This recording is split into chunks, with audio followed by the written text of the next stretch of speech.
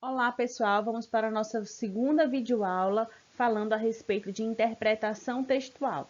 Essa se chama Analisando nas Entrelinhas. Como eu disse na videoaula anterior, quando nós vamos fazer uma interpretação textual, é muito importante que a gente possa perceber aquilo que está sendo dito, as informações que estão ali explícitas, mas também aquelas informações que podem ser subentendidas quando você ler o texto. Então, é preciso que a gente leia nas linhas aquilo que está ali dito claramente, leia nas entrelinhas aquilo que eu posso subentender através dos pressupostos que existem e que eu possa extrapolar, fazer uma interpretação, uma análise crítica do para além das linhas. Aquilo que está no texto, aquilo que pode ser compreendido e aquilo que mais ainda eu posso estabelecer relações com outros textos, com outras vivências que podem estar relacionadas a esse texto, ok? Então vamos lá.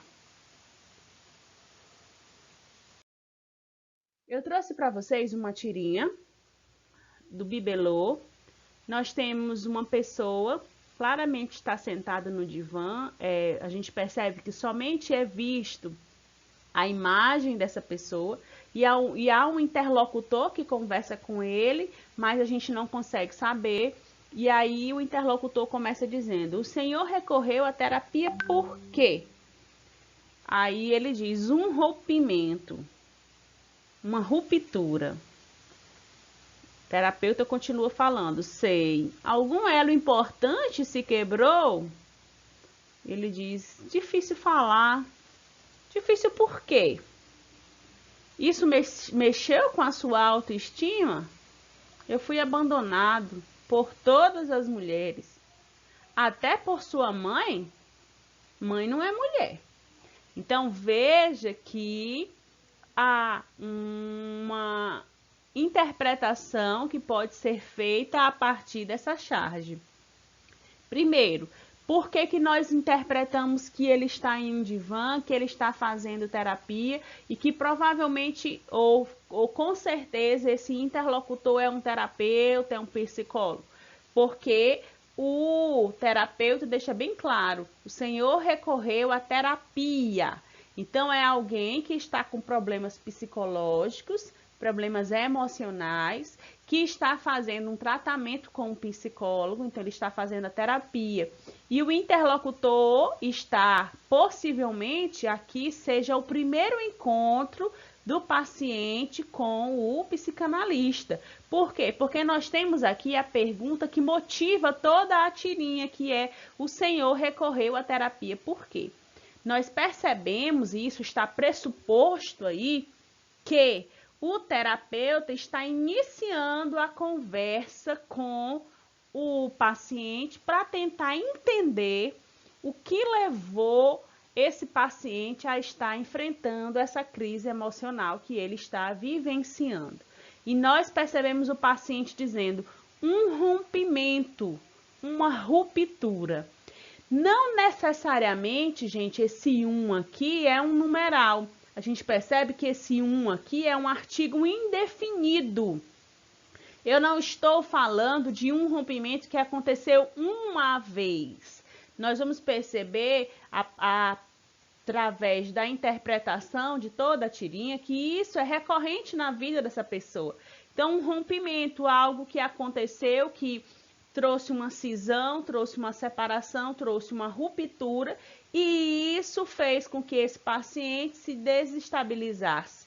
Perceba, pessoal, a postura do paciente, a expressão fisionômica, a expressão aqui, ó, das mãos, os pés que estão apoiados, vocês estão percebendo que os pés estão apoiados aqui no chão. Agora vamos para a segunda tirinha. Na segunda nós temos: sei. Algum elo importante se quebrou?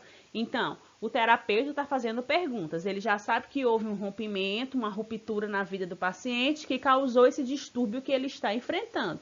Então, possivelmente foi algo importante, porque se não fosse importante, ele não teria abalado tanto a vida dele. Aí ele coloca: é difícil falar. Veja agora como mudou, inclusive, a postura.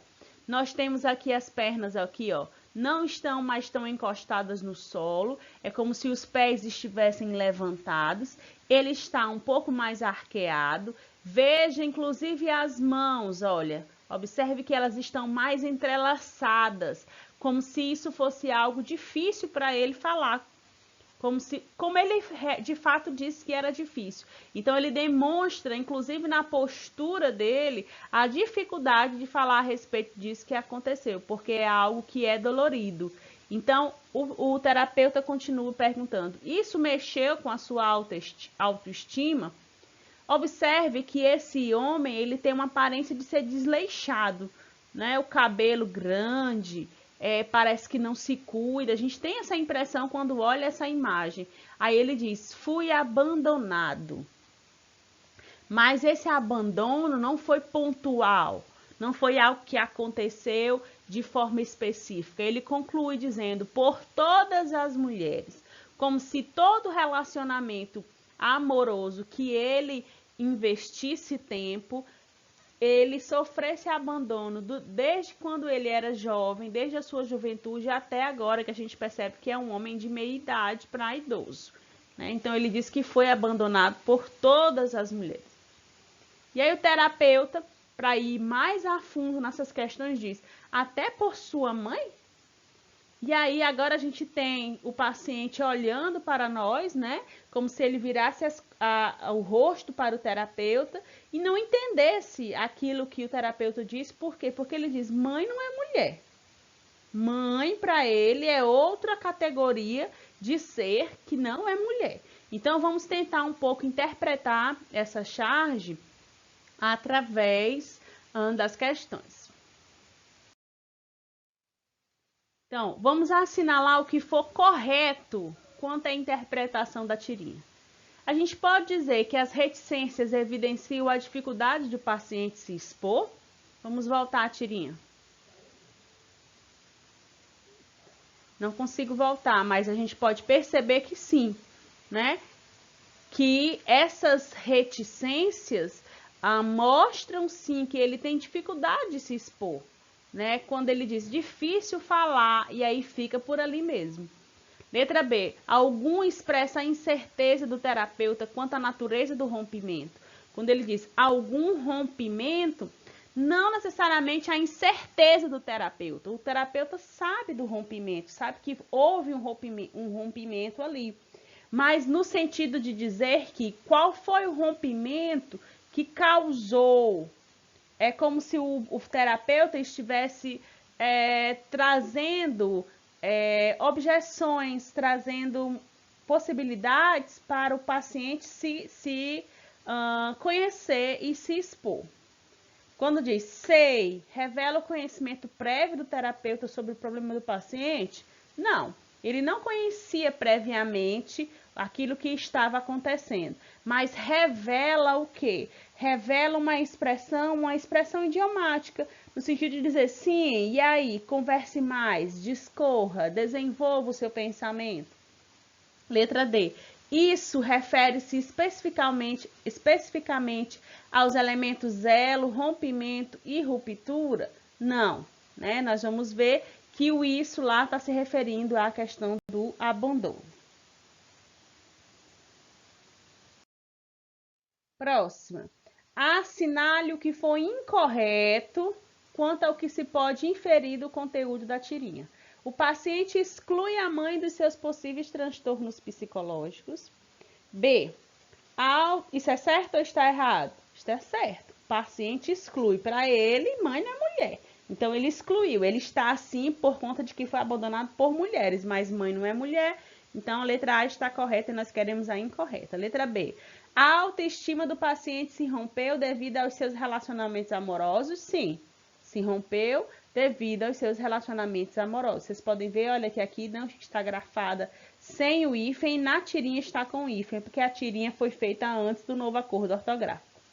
Letra C. O terapeuta e o paciente têm diferentes pontos de vista sobre a imagem materna? Sim.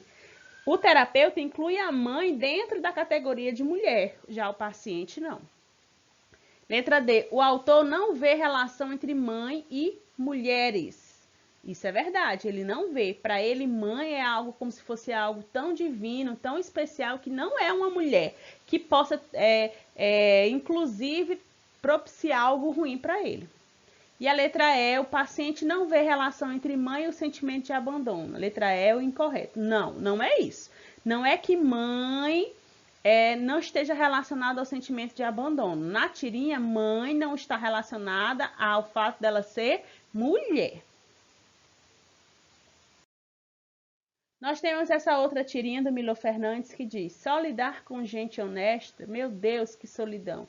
Nós temos um homenzinho aqui, né, no meio de um deserto, e ele diz isso. Vamos tentar entender um pouco. A charge discute a honestidade social a partir de uma cena irônica, a lamentação de um indivíduo que só pode lidar com gente honesta. E aí, por isso, ele se encontra num deserto. Porque não tem, é como se ele dissesse: eu sou o único honesto, não tem mais ninguém aqui, estou no meio de um deserto. Então, existem alguns questionamentos que devem ser feitos. Por exemplo, existe alguma pessoa completamente honesta no mundo? E o que isso significa? O indivíduo que chama os outros de desonestos e antiéticos apresenta realmente um comportamento ético que o diferencia dos demais? O fato de acharmos que a maioria age de modo antiético nos daria o direito de assim também o fazer para não sermos os únicos diferentes? A ética que deveria nortear as relações humanas é hoje característica de poucos? Ela se tornou uma exceção? Então, são perguntas que podem ser feitas a partir dessa charge de simplesmente um indivíduo se lamentando porque não encontra pessoas honestas no mundo e por isso está em um deserto, tá bom? Então, pessoal, eu espero que tenha ficado claro. Se vocês tiverem alguma dúvida, é só vocês fazerem os comentários lá no chat, lá no Classroom, e a gente vai se falando, tá bom? Abraços!